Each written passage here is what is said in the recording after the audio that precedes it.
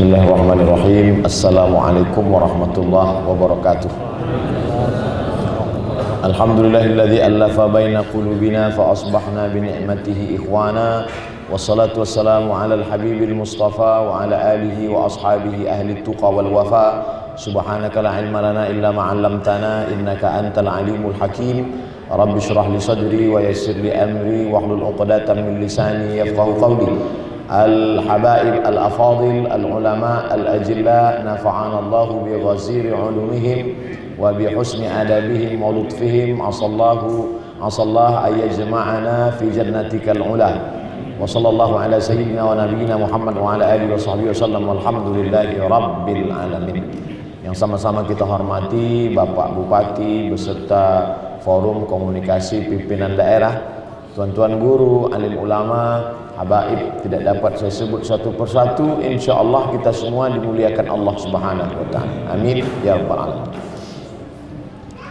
Saya ketika sampai di Banda Aceh dipertemukan dengan kawan-kawan dari ICAT, Ikatan Cendekiawan Alumni Timur Tengah. Di sana namanya ICAT. Ketuanya waktu itu Tengku Haji Fadil Rahmi. Ingat Fadil, ingat bola. Kawan-kawan insyaallah kenal. Kemudian ketika diundang ke Ujung Pandang, juga diundang oleh, kalau di Aceh IKAT, kalau di Ujung Pandang ICAT, Ikatan Cendekiawan Alumni Timur Tengah. Waktu itu saya diberitahu, Ustadz ini akan bertemu dengan ICAT. Saya tanya, ICAT ini siapa? Geng KKS. Kita tahu ini KKS. Seram juga ini nanti. Masya Allah, puas rindu, lama tak jumpa dengan sahabat-sahabat KKS. Jadi di antara kebahagiaan yang saya rasakan keliling-keliling ini adalah berjumpa dengan kawan-kawan. Alhamdulillah. Di sini juga diagendakan. Saya selalu memang pesan itu kalau saya pergi ke suatu daerah, mohon dipertemukan dengan sahabat-sahabat alumni Al-Azhar. Mungkin di sana dulu tidak jumpa, di sini kita bisa bertemu. Saya tidak menggurui, na'udzubillah, tidak pula mengajar, na'udzubillah, bukan itu level saya. Saya hanya berbagi cerita saja. Yang pertama, saya batasi pada 5 poin. Yang pertama, perlunya kita amaliyatut tabsid atau simpelisasi atau penyederhanaan, karena muqarrar kita itu terlalu berat kalau dibawa ke umat. Jadi perlu ibarat ngasih makan bayi, kita kunyah-kunyah dulu, setelah halus baru kita berikan. Saya pikir amaliyatut tabsid ini yang dilakukan oleh ulama dulu. Misalnya ihya itu terlalu berat, karena ihya itu terlalu berat, lalu dihaluskan oleh Syekh Abdul Somad Al-Falimbani, kawan seangkatan Syekh Muhammad Arsyad Al-Banjari, menjadi kitab yang simple, tulis Arab tapi bahasa Melayu, Sairus Salikin.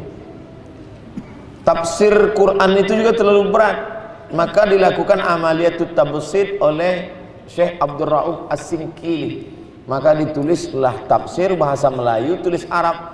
Judulnya Tarjuman Al-Mustafid fi Kashfi Ma'anil Qur'anil Majid. Begitu juga kita fikih itu terlalu berat untuk orang Nusantara, maka disederhanakan oleh Syekh Muhammad Arsyad Al-Banjari menjadi Sabilal Muhtadin, yang merupakan syarah Shiratal Mustaqim. Nah, di zaman mereka,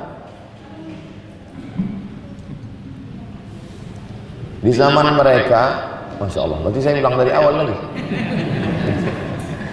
Di zaman mereka mungkin kitab mereka ini sudah cukup sederhana, tapi di zaman anak-anak muda generasi milenial sekarang, kitab Tarjuman Al-Mustafid, Sairus Salikin, Sabilal Muhtadin pun berat. Maka generasi kita perlu menyederhanakannya, penyederhanaan ilmu pengetahuan. Saya pribadi sesuai kemampuan saya buat buku-buku kecil, Kutaibat kalau di Mesir, tanya jawab sholat 99, tanya jawab umroh 66, tanya jawab akikah dan kurban 33, tanya jawab Ramadan 30, kemudian 37 masalah populer yang saya cetak sendiri. Jadi kalau ada kawan-kawan, sahabat-sahabat yang udah ada coret-coret, tulis-tulis buku, ketik ulang, kemudian diedit, nanti bisa kita cetak. Nama penerbitnya UAS Press, Ustadz Abdul Somad Press.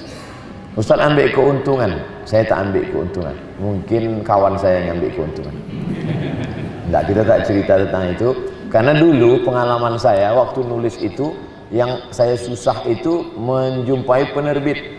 Karena mereka banyak sekali standar yang mereka tetapkan. Harus begini, harus itu, harus ini. Karena ujung-ujungnya karena kita tak kenal.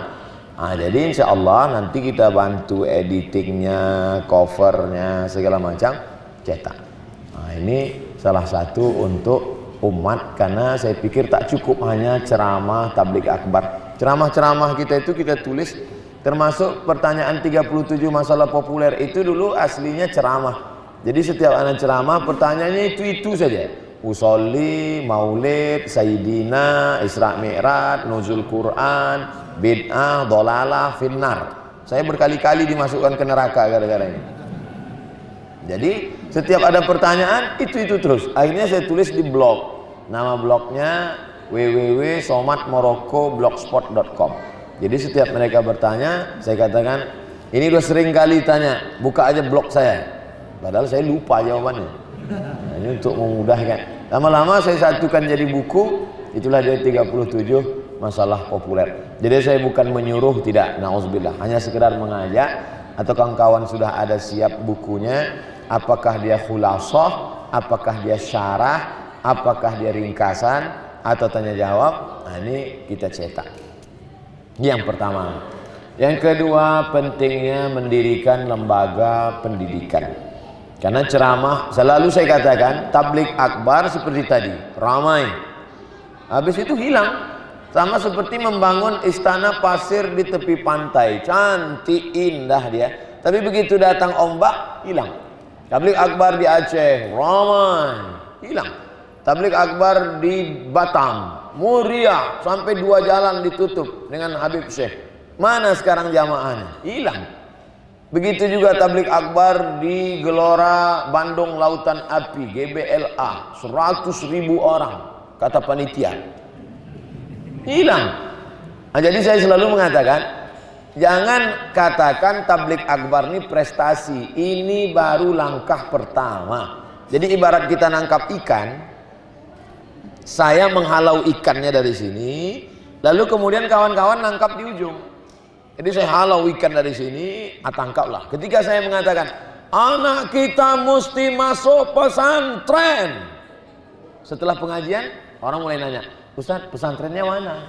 Disitulah bolanya saya lempar. Jadi kita sedang main bola ini sekarang. Saya strikernya, saya backnya, ini penyerangnya. Tapi gawang jangan sampai kebobolan. Ini kita bekerja sama. Jadi kalau ada orang mengatakan, apa itu somat itu? Tabligh akbar aja. Kita bagi-bagi tugas. Ketika saya mengatakan, bapak-bapak yang kaya-kaya, yang tanahnya banyak, tanah tidak dibawa mati, wakafkan tanah. Selesai tausiah dia nanya, Ustaz, ini tanah ini saya wakafkan kemana? Baru saya kasih, ini alumni. Saya pula tidak mengatakan, mari ke saya. Nah, jadi beberapa tempat itu memang saya serahkan apa lembaga di situ. Biasanya OIAA. Organisasi Internasional Alumni Al-Azhar. Saya berikan ke alumni atau ke pondok pesantren. Termasuk yang tadi kita laksanakan untuk Raha, Rasyidiyah, Khalidiyah. Atau dulu pernah kita laksanakan di 3 provinsi dengan beberapa sahabat alumni. Ini pentingnya lembaga pendidikan. Karena ceramah ini akan hilang dan muridnya tidak terdata, tidak ada kartunya. Bukan saya mengatakan bahwa tabligh akbar ini tak ada gunanya, ada manfaatnya, tapi ini hanya penggalangan massa. Setelah itu kita salurkan. Sehabis tabligh akbar, yang ngaji ke Habib, baca kitab dengan para ustadz, datang ke majelis tuan guru, anak-anaknya daftarkan ke pesantren. Jadi menyadarkan umat skala umum, tapi khususnya dilanjutkan oleh kawan-kawan, sahabat-sahabat. Yang ketiga, ekonomi. Mau tidak mau, suka tidak suka, alumni pulang, ekonomi mesti dimajukan. Saya tanya ke beberapa orang yang punya produk, bahkan perusahaan-perusahaan besar, apa yang paling sulit dalam produk barang ini? Apa yang paling sulit, Pak? Kata mereka yang paling sulit itu adalah pemasaran. Pemasaran itu yang paling sulit. Untuk mengiklankan barang ini yang sulit. Nah, maka saya menganggap viral ini salah satu manfaatnya adalah untuk mengiklankan barang-barang. Makanya banyak kawan-kawan alumni, Mat, tolong iklankan air saya. Anda mau minum, minumlah air ini. Hubungi ke nomor berikut, agen tunggal. Nah, itu. Jadi jangan segan-segan. Nah, kemudian madu. Nah, ini kami ada madu. Kemudian madu ini sudah kami bacakan ruqyahnya. Bagaimana supaya ini dipasarkan. Bagaimana ketika kita share. Nah, tinggal Anda ada sakit-sakit, maka minumlah madu. Ketika digali kuburan piramid Fir'aun ribuan tahun lamanya, ada satu gelas berisi khamar kering, berisi air kering, tapi ada satu gelas yang tetap kekal tidak mati dimakan zaman. Itulah dia madu. Alaikum bisyifa'aini al-asal wal Quran. Ingin sehat, minum madu. Hubungi nomor berikut ini. Nah, jadi kan kawan yang punya produk, apalagi di Kalimantan, mungkin banyak madu, tinggal dikemas, dibungkus, diolah, sehingga perputaran uang umat itu kembali kepada pondok pesantren. Jangan sampai kita punya kambing, tapi sapi punya susu. Jangan sampai kita punya nama, orang lain yang mengambilnya. Nah, ini dalam rangka membangkitkan ekonomi umat. Jamaah punya jamaah umroh, jamaah punya jamaah pengajian maulidan, jamaah punya. Tapi kemudian ketika membeli air, membeli minuman, membeli makanan, membeli pakaian, uangnya pergi keluar. Nah, ini sementara dalam Islam diajarkan at-tajirus saduqul amin ma'an nabiyyin was-siddiqin was-syuhada was-salihin. Oleh sebab itu, tapi saya ambil royalti demi Allah tak ada saya ambil. Dulu ketika saya ceramah di salah satu kabupaten, kata bupatinya, Ustadz Somad, mau nggak kami foto pakai batik ini? Tanjung Jabung Timur, Tanjab Tim, Jambi. Difotolah saya sampai di Jambi, saya lihat gambar baleho saya hampir sebesar 2 tiang nih ke bawah. Saya pakai baju. Saya bilang, ini untuk apa Pak Bupati? Ini kain batik tidak laku-laku. Sementara yang penjahitnya janda-janda tua, anaknya mau makan. Akhirnya setelah foto itu di-share di beberapa sudut kota, Pak Bupati nelpon, Ustadz Somad, sekarang habis, sampai mereka kebingungan menjahitnya. Tapi mohon maaf Ustadz, kami tak bisa kirim royalti. Ya, saya sudah tahu itu Pak.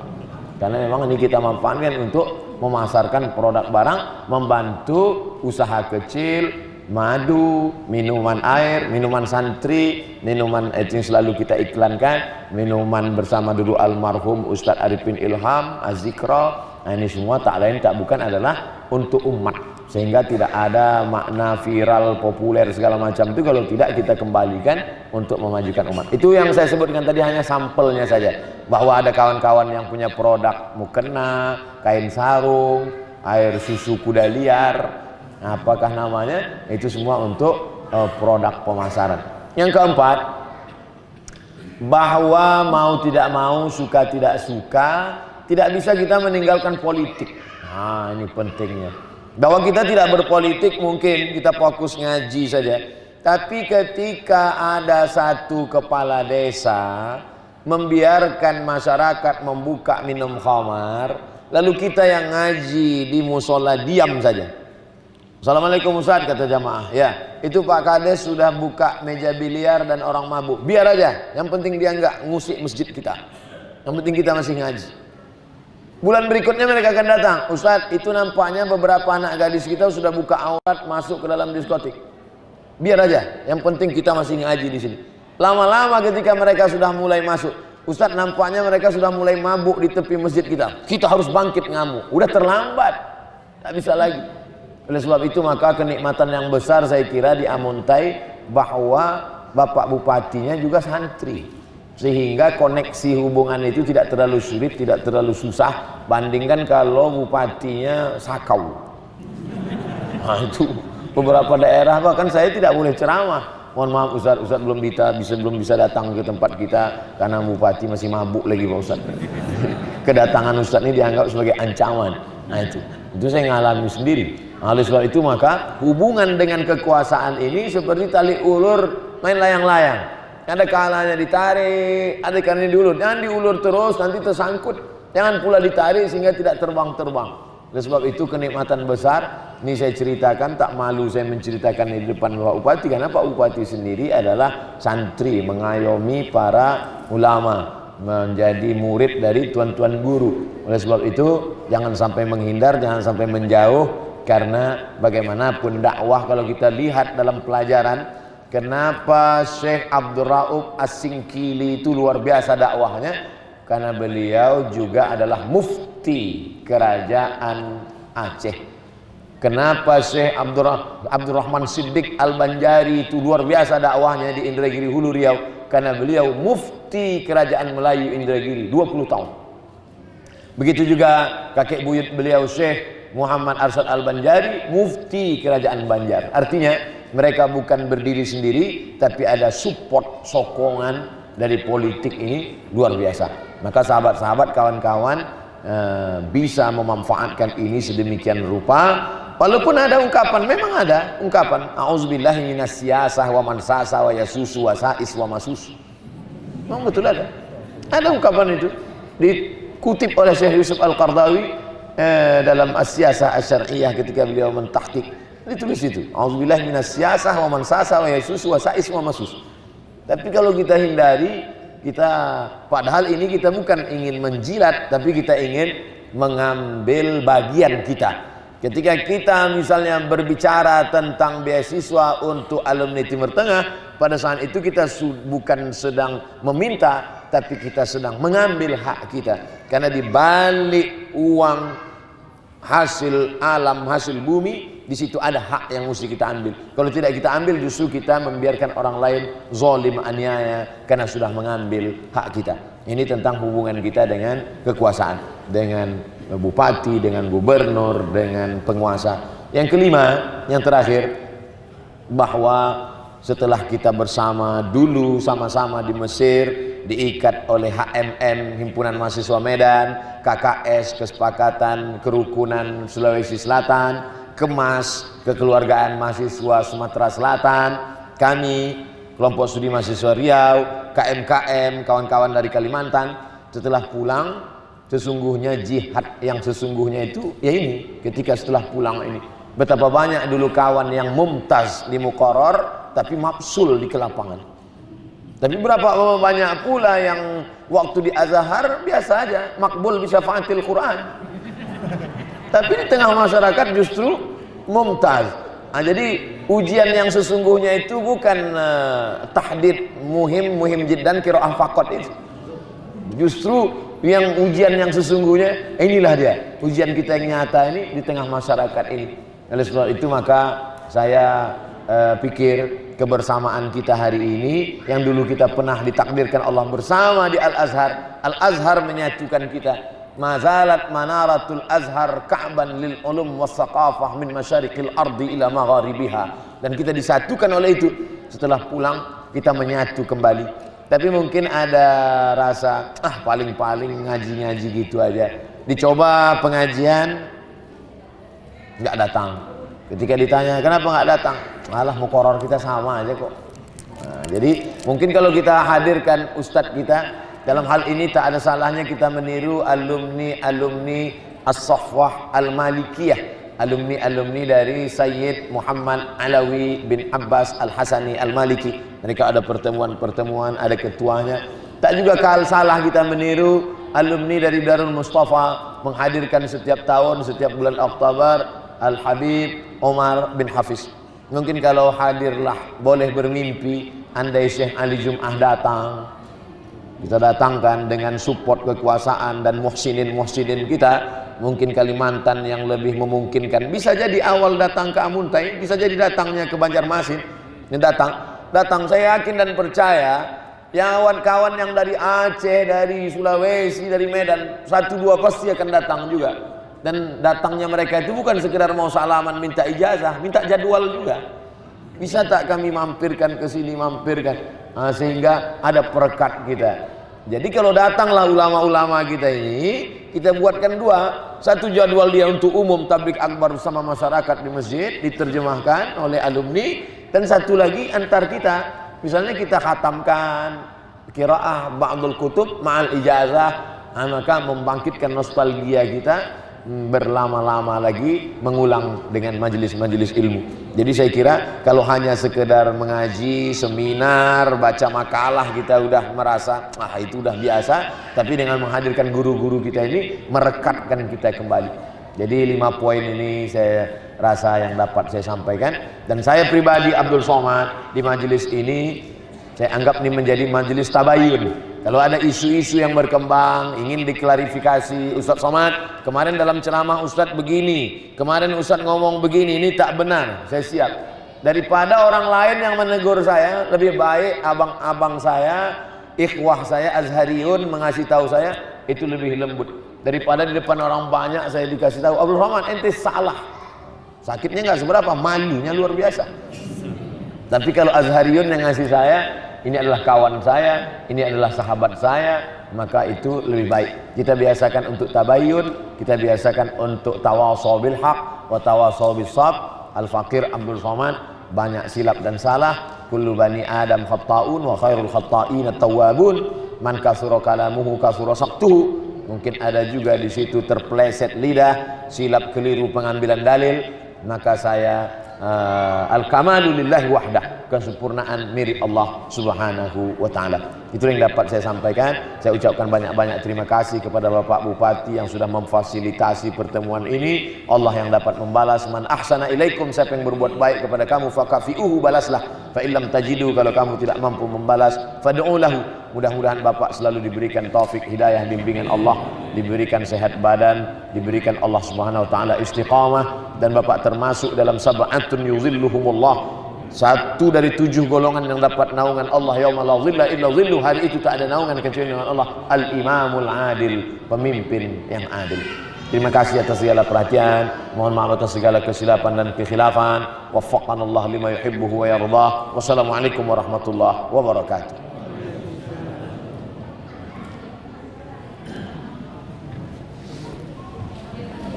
Para habaib, para ulama dan masyayikh semuanya, saya mungkin masih belum puas ya kalau kita ada dialog, tapi ingat waktu ya, kita hanya memberikan 3 pertanyaan saja.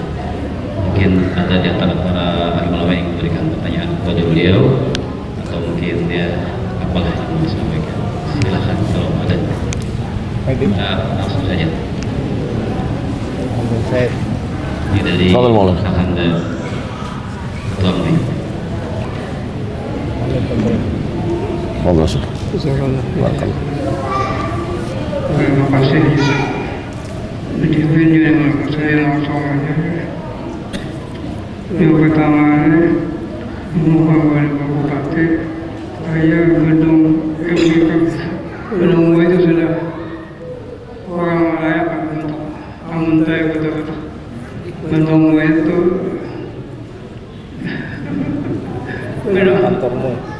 kantormu itu orang pinjam di kementerian kementerian, jadi kurang bagus kalau bisa.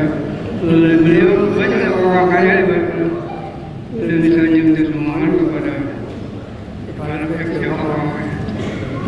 Malam kita menemui kita pakai di Aceh, kalau di Aceh bersama di Aceh itu MUI semua pelatihan. Kalau di Texas sama beberapa kerja. Yang kedua, berupa wakaf daripada pemerintah sebenarnya, asrama yang ada di Kayak itu sudah ada yang dipakai lagi. Dulu Ustaz Ilyas yang mengantar ke sana. Kemudian sekarang kalau dia renovasi lagi, lalu bagaimana orang ini semua usahakan supaya asrama yang ada di Kayak itu bisa dipakai lagi. Yang ketiga, asal bersamaannya, kami semua kan juga menghidupkan sunnah, mana ya sunnati bukan radikal. Yang radikal adalah kan pakai gambar kayak pakai sunnah, ya sunnah, mana ya sunnati mana bukan mana bukan kan sesuai ayat 31.